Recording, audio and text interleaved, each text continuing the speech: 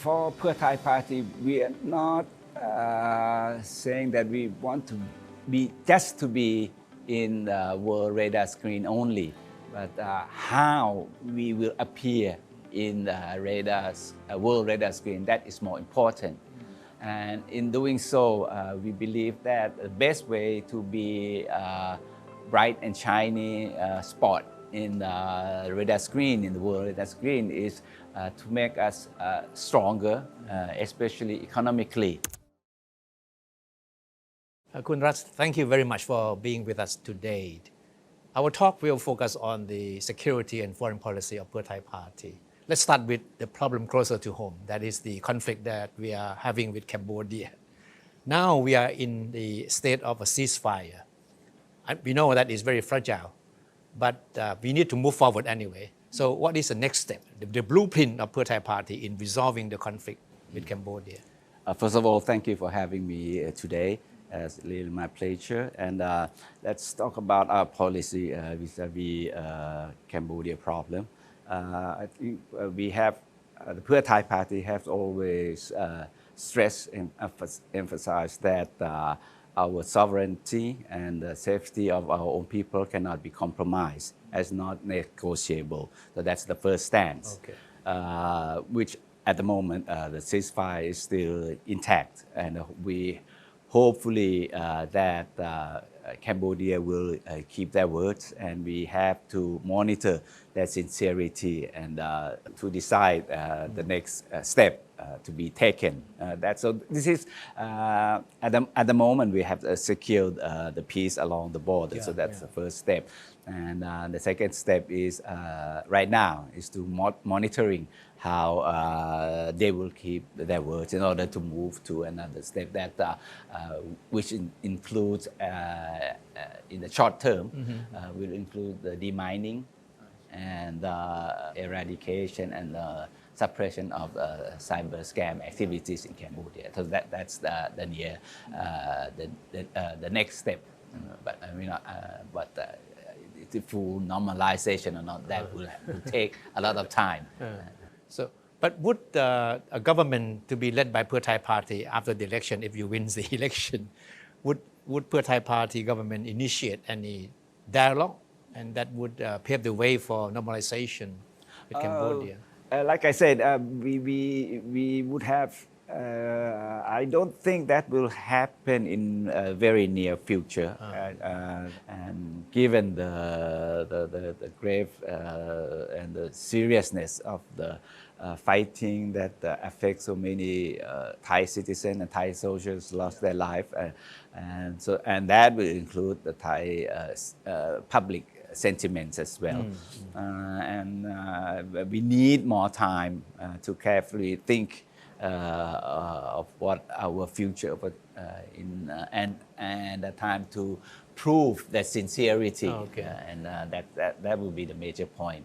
And we are quite concerned in the sense that, as we all know, Cambodia is not fully democratic country, and they are what we might call autocrat, and that's mean it will be depend on the whims of their leaders rather than the people itself, and that's so we would have to be careful and see what how they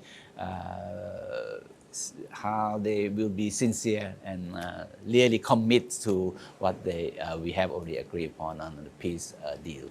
Do you think Thailand and Cambodia can resolve the conflict bilaterally without the need of intervention by third countries? As we all know that the peace accord that the two countries adopted came under pressure from at least two countries, China and the US. So in the long run, what do you think that we can do it? I mean, between Thailand and Cambodia without involvement by third parties? My answer would be yes, we can solve this problem bilaterally, and that's what we want.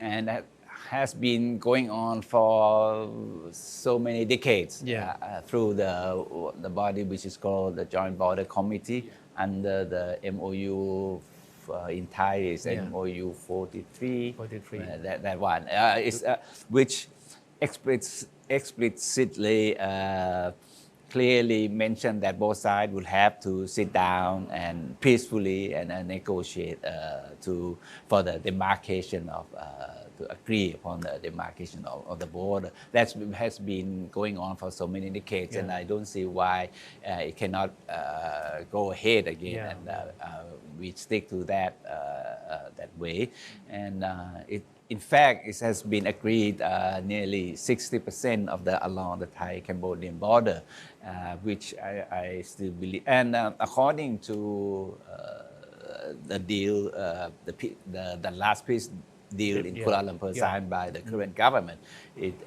one of the points that was signed there was to solve the border dispute through the JBC, right? So this is at least this is what this government is heading at, and we believe that it's because at the end of the day, border demarcation is about two countries. You cannot ask other countries, okay, this is your border, that is your. But then again, so I think we have the mechanism already in place. So should be utilized, right? But anyway, in my thinking, we might. The best way is to solve. But the best way is to solve bilaterally. But in the future, we might need a third party. Because why? Because it's not that the two countries with all the officials cannot do their work. It's not about that. But this is nationalism, and the border is very sensitive to people's sentiment on both sides. So at the end of the day, we might foresee or we might consider, there might be another third party to help. Mediation, right? That's the word. Because it's difficult at the end of the day. I think it will be difficult for public from both sides to agree with all the what has been reached upon, even scientifically proven 100%. That's right. This is how we use technology to do the mapping and all that. But sentiment is sentiment. Emotion is emotion. We are not talking about rational. But so.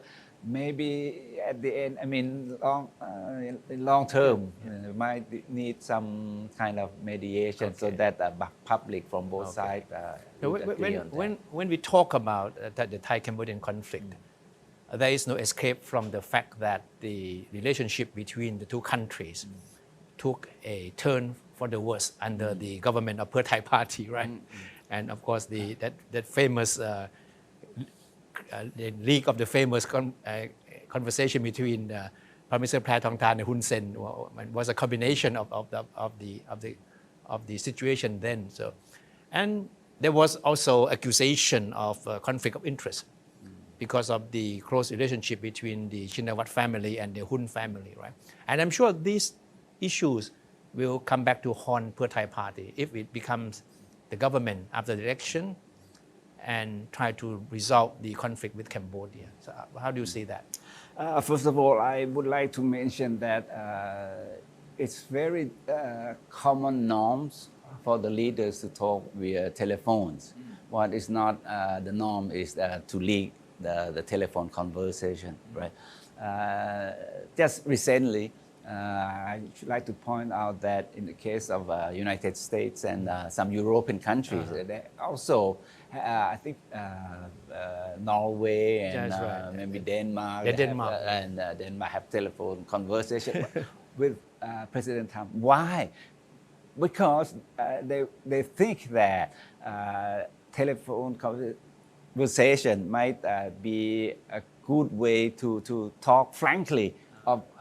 What do you really want? Let me know. What do you want? Because this is confusing. Why suddenly you want Greenland when you already have military base there? You have the rights to do all the mining there already. Why would you need? It's supposed to be a frank conversation. Yeah, it's supposed to be frank. Something like that. It's people, leaders do that all the time. Same as what happened in the government of Kun Pheu Thai, Yeah. which at that time we really want to know what does the Cambodia side wants from us, because it's like it's because they are behaving quite irrational. Why do you want to have a fight? Why do you want to start a war? What's good can come out of that? So we don't think that the use of force is a right way to solve problems. So that's the main intention. And if it's hard or not, I would think it would depend on how people accept the reality, or they want to imagine things up. Like this is, I think this accusation more is like those that conspiracy theory. Conspiracy theory. If you love that stuff, I mean, no one can explain it to you. I mean, if you fall for that, and that's, I mean, nobody can help you. That's basically that's conspiracy theory to me, and I have to say I disagree with you. I mean, the fighting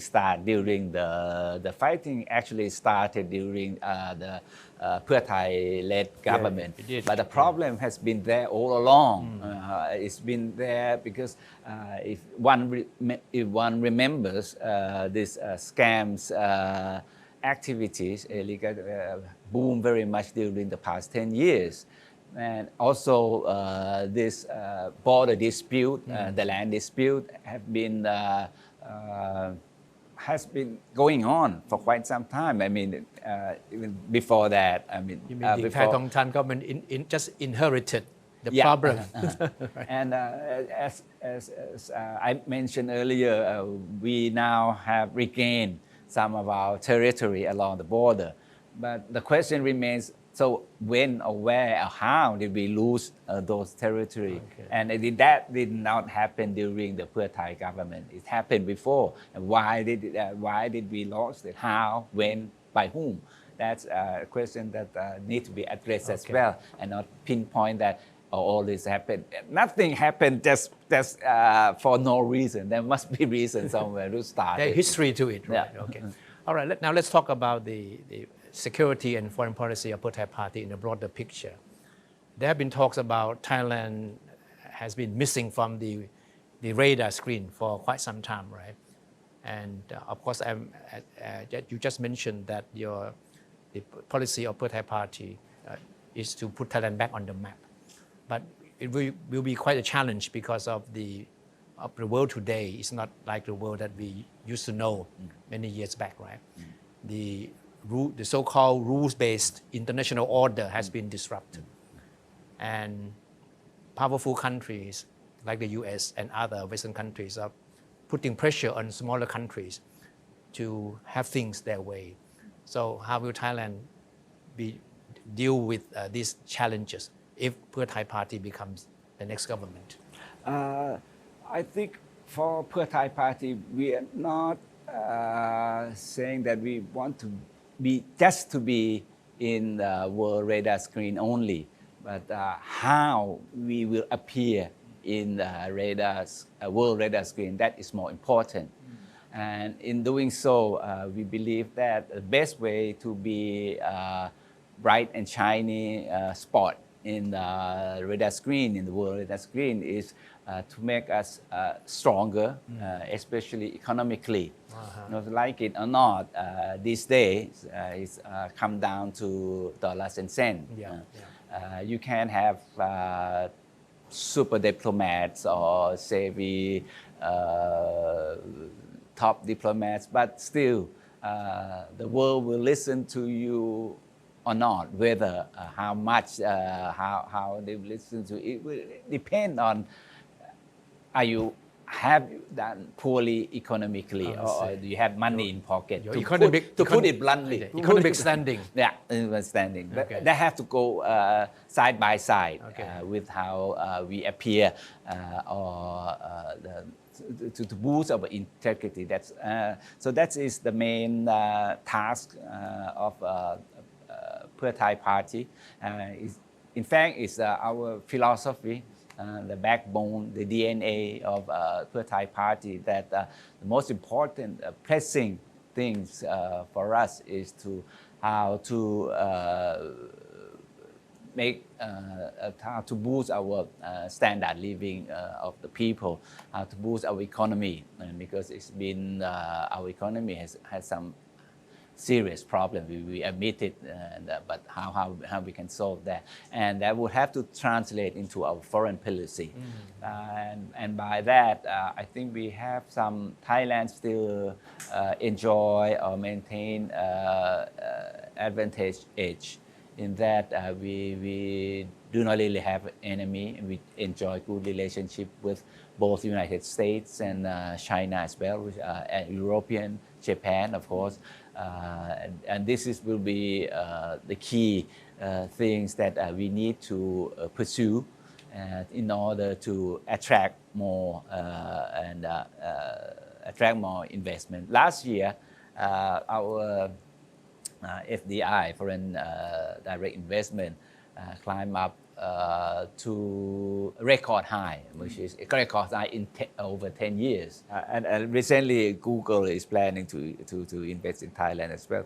So these are the things that we need to, apart from, I would just say a disruption of the geopolitics, which led to geo-economic as well. The other thing is that we need to understand or need to act as fast as possible is the disruption of technologies.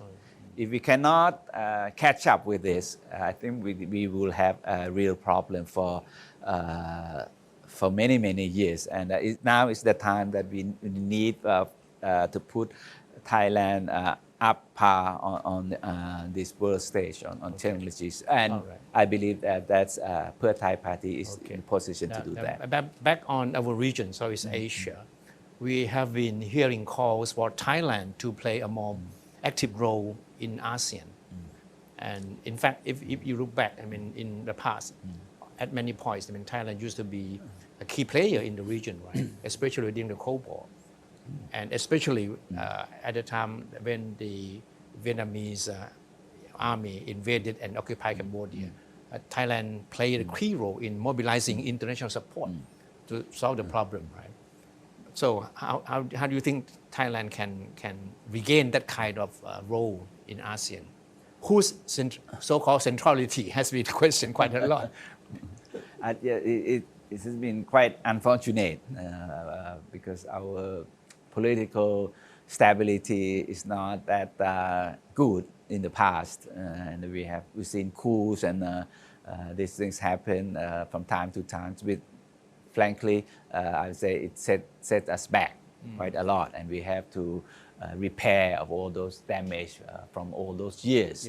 That is a big challenge for us, but I totally agree that we need to have our role to play more constructive role and leading role in ASEAN countries. We need to do that, but and it's crucial and it's very much timely indeed, because we need ASEAN backing in order to solve our problem with Cambodia.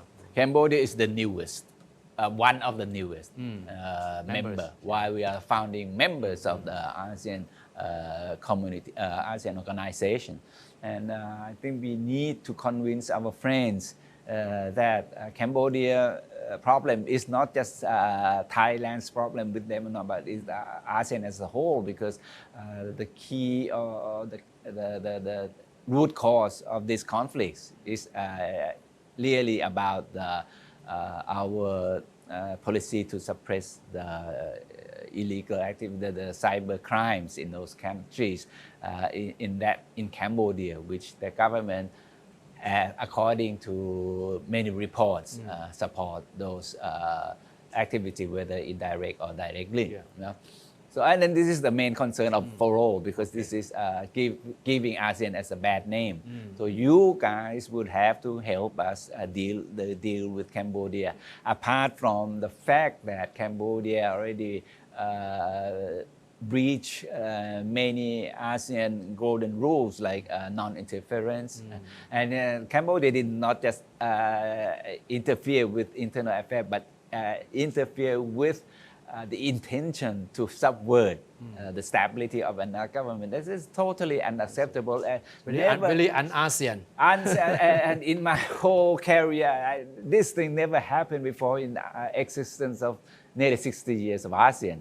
So we need our colleagues, other ASEAN colleagues, to understand. So that. that's the good start. That's a start to Yeah, get the house in order first. Yeah. By resolving the conflict with Cambodia. Right. We have to solve the Cambodia. Hopefully next it will be in Myanmar, and to get our own house clean and attractive. We have to repaint or repair all the damage. Okay. Thank you very much, Thank Ambassador you. Russ. Thank you. Okay, thank you. ขอบคุณมากครับ